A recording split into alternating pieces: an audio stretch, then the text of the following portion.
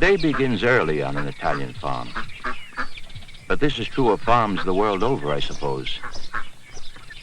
The ducks and chickens and turkeys wake up first, and their loud voices let me know it's morning, time to get up.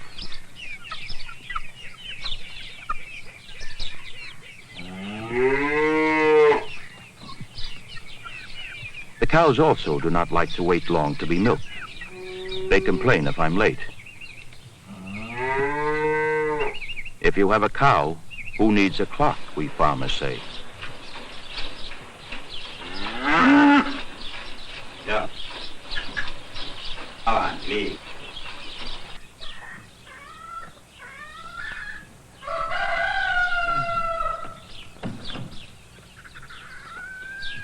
My father is 74. He still works on our farm, but not as hard as he used to, of course.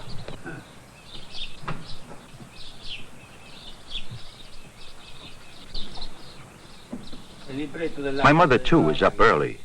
And as always, for as long as I can remember, the first thing she must have in the morning is a glass of strong black coffee.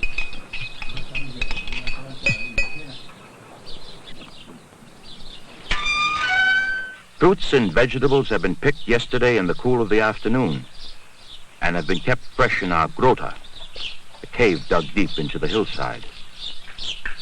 My father every morning takes them to the market in town. The milk, too, will be taken into town, where it will be sent to Rome and pasteurized.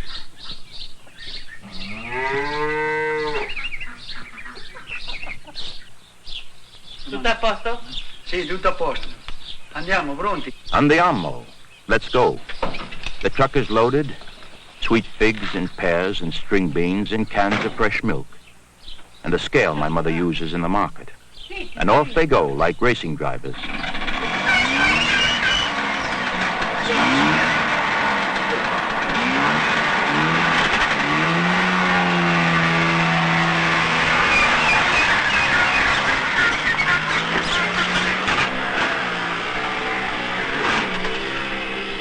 So then, the day has begun as usual.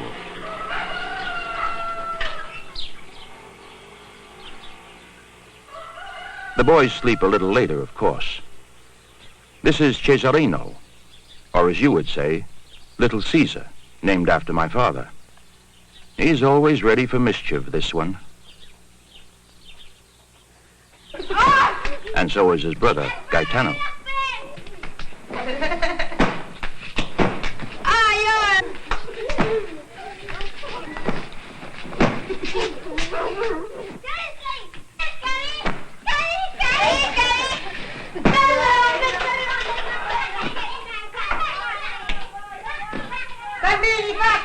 Roughly translated, this means, stop that or I will come in there with a big stick.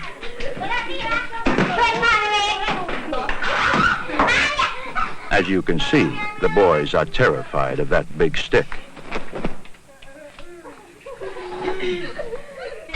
Ah, what's this? The pillow landed on a chicken.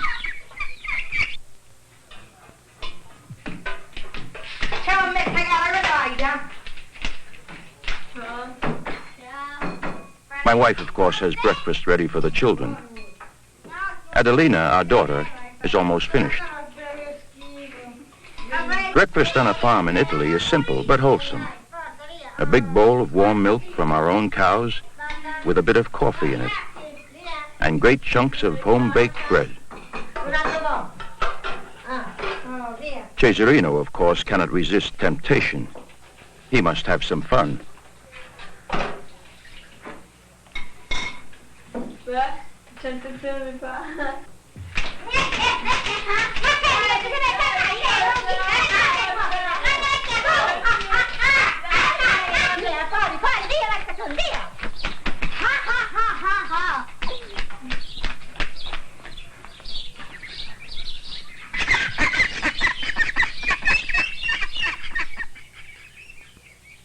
Andiamo, forza!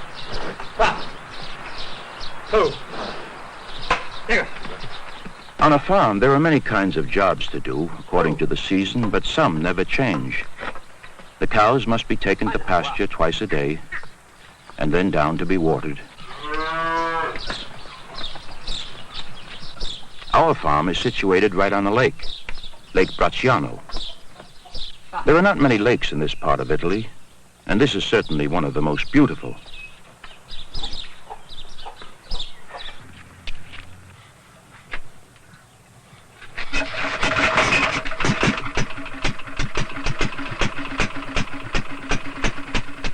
We have the right to use the water of the lake to irrigate our crops. The water is pumped up through pipes and then flows downward to the terraces.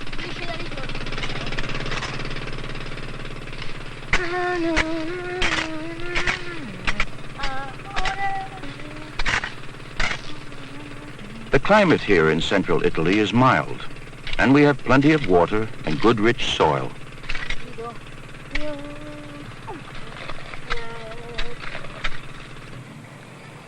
In the town of Bracciano, beneath the old castle, is the marketplace where my mother sells our fruits and vegetables. The boys have come to town with me, bringing a young American friend whose family is visiting Italy for the summer.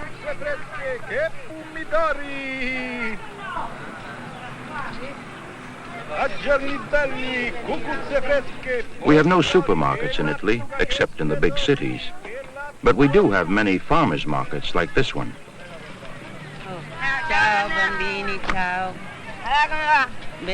My mother tells the boys that business has been good today. She can sell the things they have brought from the farm.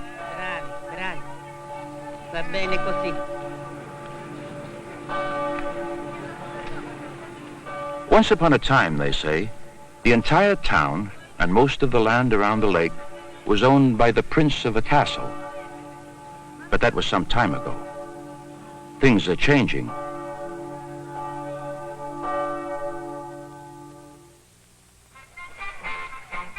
On many a summer day, there is a very strange sight on the lake.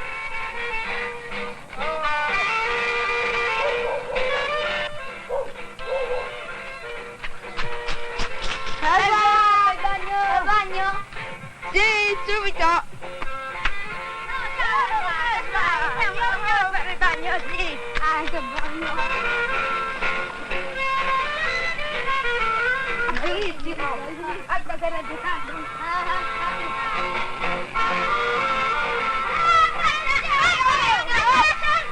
No, c'ho sta prima io. Ragazzi, vado adesso. Che volete? C'ho le patatine, c'ho le muscoline, le aranciate, tu che vuoi? Muscoline, c'ho le patatine. Peanuts, potato chips, olives, soft drinks. This man does a good business, he claims, rowing around. Selling a little here, a little there. It all adds up. Un canotto. Other parts of Lake Bracciano are very commercial. Restaurants, bathing establishments, camping sites for tourists. But we have a beach mostly to ourselves. Our land goes right down almost to the lakeside.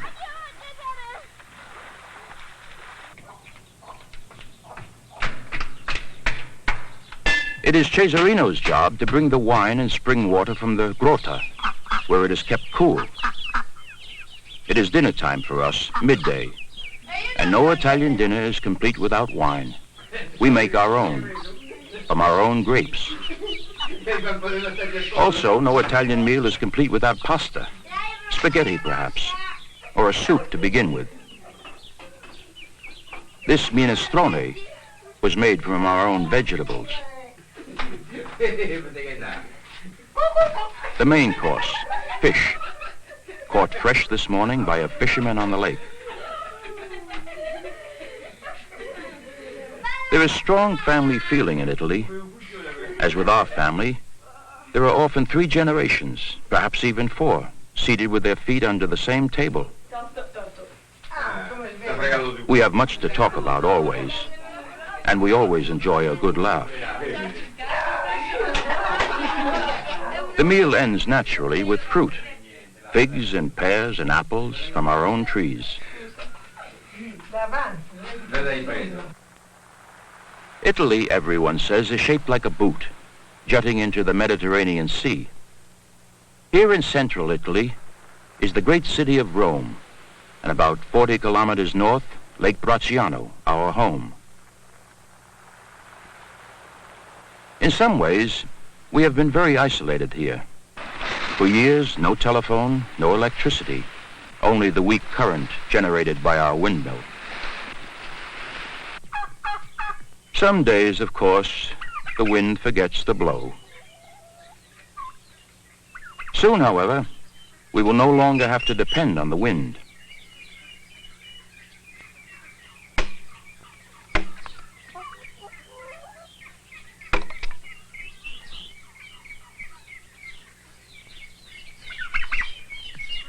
Mamma! Guarda, mamma!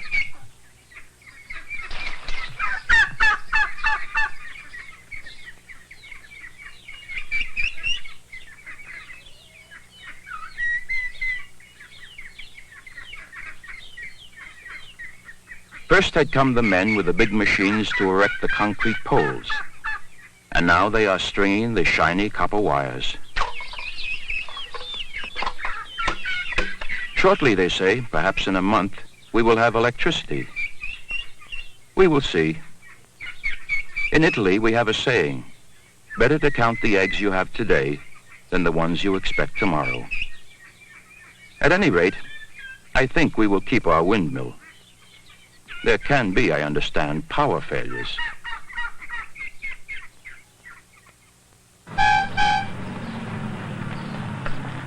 That same day, my brother from the city of Viterbo paid us a visit.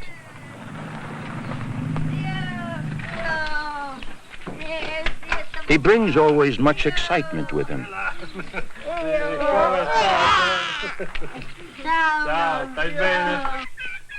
He has brought my wife some catalogs of electrical appliances. Electricity means, first of all, for Adelina, television. For my wife, it'll mean that, but much more. No longer will she have to do the family wash by hand in cold water from the spring.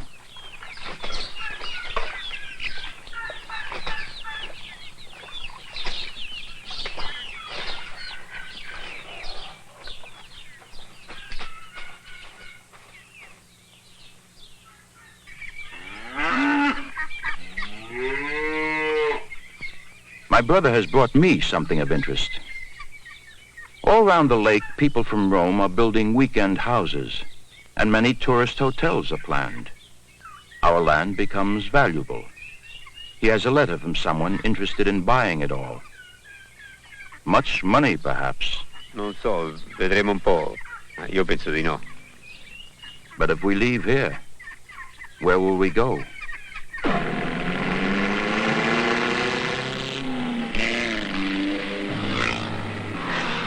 My brother is a salesman of farm machinery. His customers are the big mechanized farms, mostly in the north, but some near Rome. Hey! The boys find the big tractors on the farm exciting.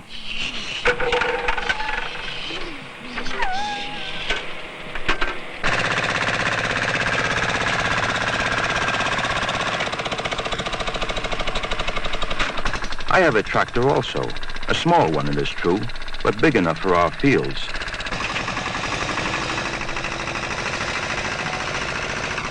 Everything here, of course, is small and probably old-fashioned.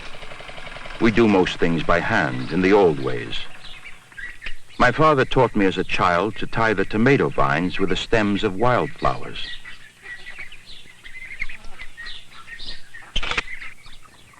As for harvesting our crops, we must all pitch in. Yes, the whole family, young and old. Still, what we grow is good. We do not believe in using some modern methods. Chemical fertilizers, for example. There's much difference, too, between my milk shed and the modern dairy farm.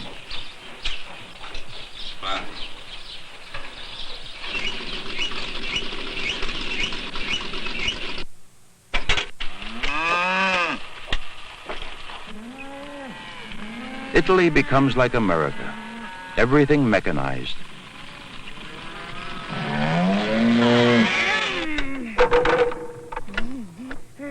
Grazie e arrivederci. Arrivederci. Cesarino, Gaetanino, su, andiamo.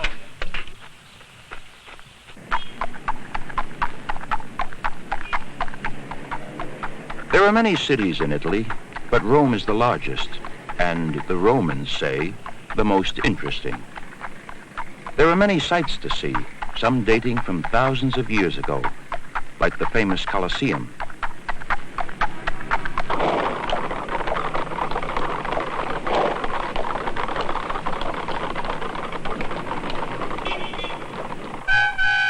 Adelina has studied ancient Roman history in school.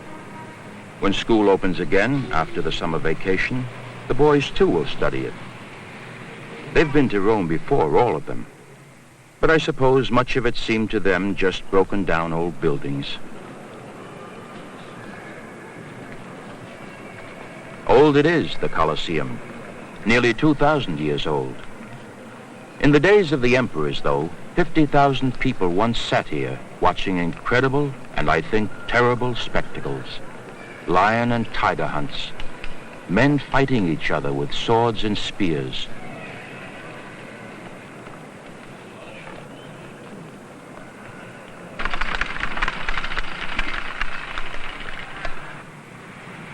The Foro Romano, or the Roman Forum, as it is called in English, was the center of ancient republican Rome, the days of Julius Caesar and Brutus and Cicero. It lies in ruins now, but once there were magnificent palaces and temples and meeting places here. It was the center of the old Roman world, whose armies at one time conquered most of Europe and Africa and much of Asia. Go to Rome, go to Vatican City, we Italians say. A city within a city. It is the spiritual home of the Roman Catholic religion. Here you can see St. Peter's Cathedral and much else that is very beautiful. But there is nothing more impressive, I think, than the Sistine Chapel, painted more than 450 years ago by the great artist Michelangelo. He worked on this vast ceiling all alone for nearly 5 years, painting stories and themes from the Bible.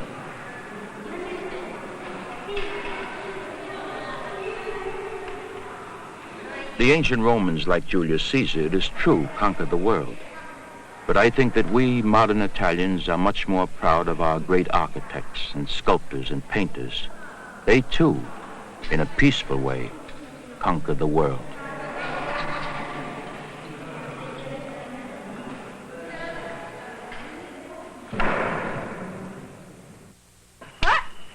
Sì, oh, aspetta, lui batte bene. Prima mi ha dato una botta sul naso. Allora, attenzione, eh. Siete pronti? Via. 1, 2, 3, via! Without electricity or television, our evenings have been different for most families, I suppose. We have had to entertain ourselves.